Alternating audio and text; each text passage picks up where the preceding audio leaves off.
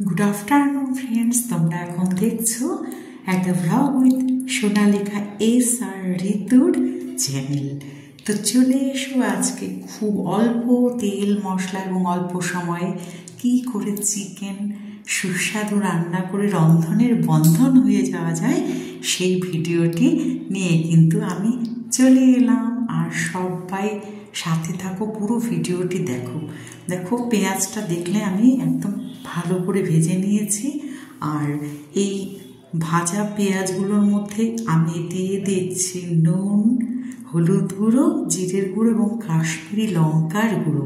খুব ভালো করে এই জল জল যে হয়েছে দেখো পেঁয়াজ মশলার, এই জল ভাবটাকে কিন্তু কাটিয়ে নিতে হবে, কষিয়ে খুব সুন্দরভাবে। যখন শুকনো হয়ে মশলাটা ভাজা হয়ে যাবে, যতক্ষণ না হবে ততক্ষণ এভাবে নেড়ে নেড়ে কিন্তু আমি এটাকে তৈরি করছি, দেখতেই পাচ্ছ।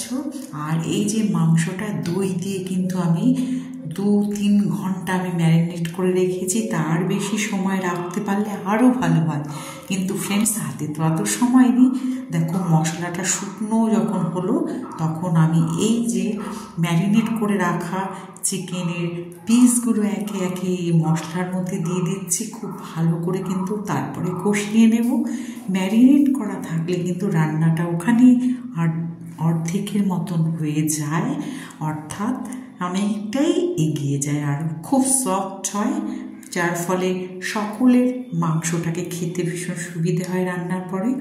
দেখো, মাংসর পিসগুলোর মধ্যে কিন্তু দই একদম এমনভাবে দিয়ে ম্যারিনেট করা ছিল যাতে একদম প্রতিটি পিস সুন্দরভাবে কষা হয় এবং সুসেদ্ধ হয়। সময় কিন্তু বেশি নেব না। আমি টমেটোগুলো এখন দিয়ে দিলাম, পেস্টের মধ্যে দিইনি, কারণ যেহেতু আমি টক দই দিয়ে ম্যারিনেট করে রেখেছিলাম সেই জন্য কিন্তু টমেটোটার আমি পেস্ট করিনি, আমি টুকরো করে দিয়ে দিলাম।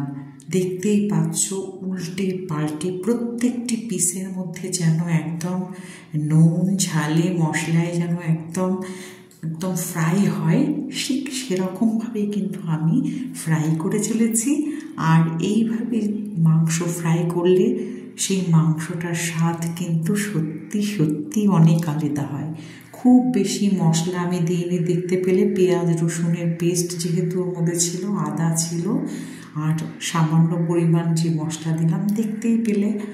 আর তোমাদের যদি এটাকে আরও রিচ করে খাবার ইচ্ছা হয় দিতেই পারো, স্পাইসি করতে পারো। গরম মশলার গুঁড়ো দেখতে পাচ্ছ, আমি গুঁড়ো মশলার পরিবর্তে কিন্তু ছোটো এলাচ, দারচিনি, লংটাকে আমি শিল নোড়ায় পেস্ট করে নিয়েছি, ওটাই এখন দিলাম। তাতে স্বাদ গন্ধ কিন্তু দ্বিগুণ বেড়ে যায়। আর যখন তখন পেটে দিলে যে এলাচির সুগন্ধটা কিন্তু মাংসর আষ্টে গন্ধটাকে অনেকটাই দূর করে দেয়। তো আজকের এই চিকেন রেসিপিটি সত্যি সত্যি কেমন লাগলো আমাকে জানিও। আর এইভাবে খুব অল্প সময়ের মধ্যে সুস্বাদু কিচেনে তোমার এইরকম চিকেন রান্না করে বাচ্চাদের বড়দের একদম চমকিয়ে দাও। গরম ভাত, ফ্রাইড রাইস, পোলাও, পরোটা, নান সকলের সঙ্গে, তন্দুর রুটি সকলের সঙ্গে কিন্তু এই চিকেন কষাটা যায়।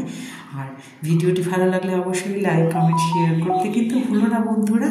আর এইরকমভাবে অল্প সময়ের মধ্যে ম্যারিনেট করে যদি রান্না করো, দেখবে সত্যি সেই চিকেন কিন্তু সফট হয় এবং কারোই অসুবিধা হয় না, দাঁতের জন্য অসুবিধা হয় না, ছোটদেরও অসুবিধা হয় না। তো কেমন লাগলো আজকের এই একদম অল্প মশলায় অল্প তেলে চিকেন রেসিপি অবশ্যই জানাতে ভুলো না।